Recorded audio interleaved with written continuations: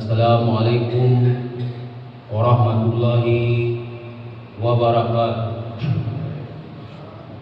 Alhamdulillahi rabbil alamin, hamdan katsiran thayyiban mubarakan fi, wassalatu wassalamu ala asrafil anbiya'i wal mursalin wa ala alihi wa ashabihi wa man tabi'ahum bi ihsani ila yaumiddin. Faqala Allah Ta'ala fil Qur'anil Karim, a'udzu billahi minasy syaithanir rajim. Bismillahirrahmanirrahim. Laqad kana lakum fi Rasulillahi uswatun hasanah liman kana yarjullahi wal yawmal akhir wa dzakarallahi katsira. Shadaqallahul azim.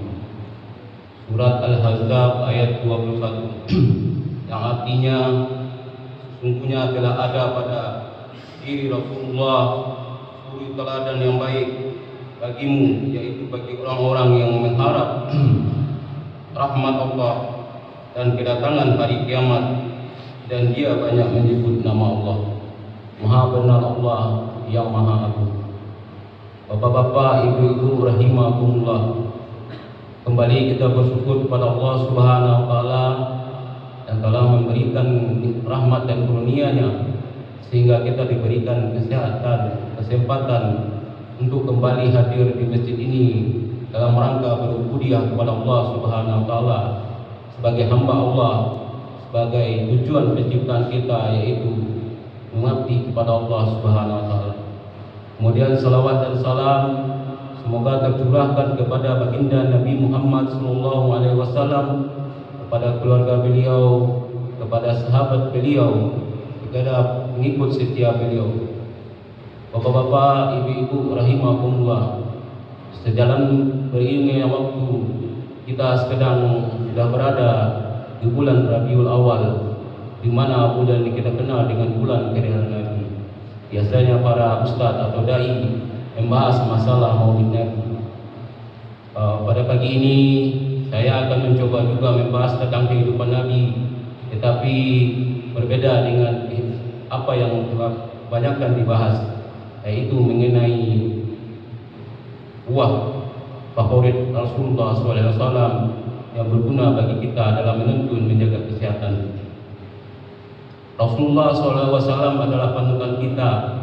Semua tindak tanduk perilaku beliau pasti kita ikuti, karena beliau adalah Nabi terakhir yang diberikan wahyu oleh Allah dan dibimbing oleh Allah untuk menuntun manusia kepada jalan yang baik, kepada jalan yang terang.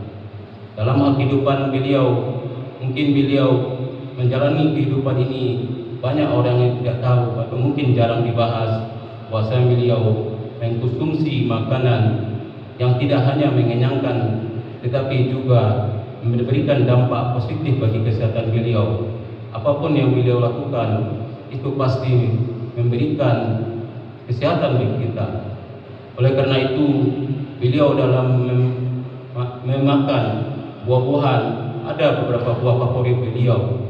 Mungkin kita selama ini hanya tahu di mana kelahiran beliau, di mana kehidupan beliau, perjalanan beliau. Akan tetapi ada beberapa buah favorit beliau. Yang pertama yaitu buah yang mungkin sudah sering kita dengar, mungkin bapak-bapak, ibu-ibu sudah mengetahuinya secara umum, yaitu kurma. Kurma bukanlah buah kegemaran beliau, karena beliau sering memakan kurma. Bahkan beliau di dalam hadisnya mengatakan beliau berbuka puasa dengan kurma, yaitu dengan kurma muda atau rutab dengan jumlah yang ganjil. Kemudian beliau juga dengan cara lain, yaitu merendam kurma tersebut dengan air panas atau sering dikenal dengan sekarang infus water. Mungkin kita yang lagi mengikuti YouTube-nya Dr. Zaidul Akbar, itu ada nama infus water yang berguna bagi kesehatan kita. Itulah buah favorit pertama Nabi Muhammad SAW, yaitu kurma. Kurma sangat dianjurkan karena mengandung serat, vitamin dan mineral. Akan tetapi beliau juga memberikan batasan-batasan. Semua itu tergantung kepada kita.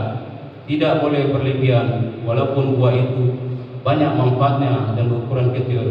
tapi tidak kita boleh berlebihan dalam memakannya, karena Rasulullah mengatakan perbuatan mubazir itu berlebihan adalah perbuatan setan.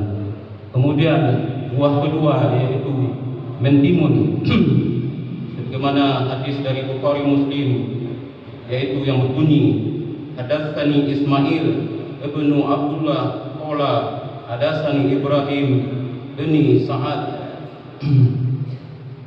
min abihi qala sami'ta Abdullah bin Ja'far qala ra'aitu nan Nabi sallallahu alaihi wasallam ya'kulu rutbah bil fisqa, yang artinya telah menceritakan kepadaku Ismail bin Abdullah, dia berkata telah memberitahukan kepadaku Ibrahim bin Sa'ad dari bapaknya, dia berkata aku mendengar Abdullah bin Ja'far berkata, aku melihat Nabi sallallahu alaihi wasallam makan kumar segar atau rutab, kumar muda dengan kitsa atau sejenis mentimun. Buah mentimun mungkin kita sudah mengenalnya bentuk dan rupanya, dan buah tersebut di negara kita mungkin juga banyak. Mungkin masing-masing negara berbeda variannya atau variasinya, kan tetapi buah mentimun itu sangat berguna bagi kita. Dalam hadis ini mengatakan wahai Nabi memakan kurma muda dengan mencampurnya dengan mentimun. Artinya kurma merupakan buah yang mempunyai efek panas bagi tubuh, sementara mentimun akan menetralkannya untuk mendinginkan badan. Mungkin kita di Indonesia kebanyakan kita selain mentimun ada juga memakan namanya pun 2 batang atau jus pun 2 batang. Artinya fungsinya adalah mendinginkan tubuh, sementara kurma mempunyai efek panas bagi perut karena kurma mengandung kalori yang cukup tinggi, sehingga kurma menjadi makanan pokok bagi orang-orang Arab, sama dengan kita beras di Indonesia. Kemudian melon, yang ketiga adalah melon, buah sejenis buah yang bulat yang berbeda dengan semangka. Kalau semangka kulitnya licin, sementara melon kulitnya agak kasar. Sebagaimana hadis dari Ummu Aisyah yang meriwayatkan bahwa Rasulullah pernah memakan buah melon dengan kurma matang, lalu bersabda, panasnya buah yang satu ini akan dihilangkan dengan dinginnya buah yang lain, dan dinginnya buah yang lain akan dihilangkan panasnya oleh buah yang lain. Hadis riwayat Abu Dawud. Ini sama dengan mentimun tadi, puasanya buah melon juga berfungsi untuk menetralkan makanan kurma yang kita makan, karena seperti saya sampaikan tadi bahwa kurma mempunyai efek yang cukup panas, sementara melon yang mempunyai kandungan air, kandungan vitamin dan kandungan mineral akan menetralkan yang namanya efek kurma. Kemudian yang keempat adalah semangka, salah satu buah yang mungkin banyak di Indonesia yaitu semangka. Semangka merupakan buah yang cukup banyak airnya, cukup vitaminnya. Fungsinya sama dengan buah melon. Artinya buah semangka akan dimakan bersamaan dengan kurma, yang tujuannya sama dengan 3 buah di atas tadi, adalah untuk menetralkan. Sebagai kesimpulan, bapak-bapak, ibu-ibu, rahimakumullah, bahwasanya Nabi Muhammad adalah suri teladan kita, dan kita harus mencontohnya.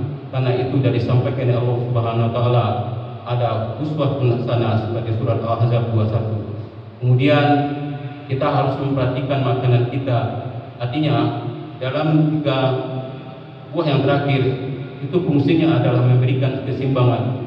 Di dalam tubuh kita harus ada keseimbangan. Jangan sampai kita berlebihan memakan sesuatu. Mungkin kita tahu bahwasanya kalau kita banyak memakan makanan berlebihan akan menimbulkan penyakit. Kalau orang sering mengkonsumsi gula akan mendapatkan penyakit diabetes. Kalau banyak memakan buah kacang-kacangan akan menyebabkan kolesterol atau penyakit lain. Artinya pesan dari Nabi bahwasanya kita harus menyeimbangkan antara makanan yang mengandung efek yang satu panas, kemudian kita harus menyeimbangnya dengan makanan dingin. Jangan salah satunya berlebihan. Walaupun kurma makanan yang enak, tetapi kita dianjurkan untuk tidak berlebihan, karena Nabi memberikan batasan. Dan Nabi juga memberikan gambaran bahwasanya makanan kurma itu dengan angka yang ganjil. Kita tahu ada hikmahnya yang lebih baik daripada itu. Oleh karena itu, mungkin kita harus memperhatikan, walaupun makanan mungkin tidak kurma atau makanan lain seperti beras, kita jangan berlebih-lebihan dalam memakan nasi, karena nasi juga banyak mengandung kalori, nasi juga mengandung banyak gula, akan menyebabkan kalau kita terlalu banyak makan, pertama maka kita mengantuk, kemudian kita akan diserang penyakit diabetes. Itulah salah satu daripada hikmah bahwasanya Nabi memakan buah kurma dengan melon, dengan semangka atau mentimun. Bapak-bapak, ibu-ibu rahimakumullah, mungkin itu saja yang dapat saya sampaikan pagi ini. Mudah-mudahan bermanfaat bagi saya dan bapak-bapak, ibu-ibu yang mendengarkan. Saya akhiri dengan Assalamualaikum warahmatullahi wabarakatuh.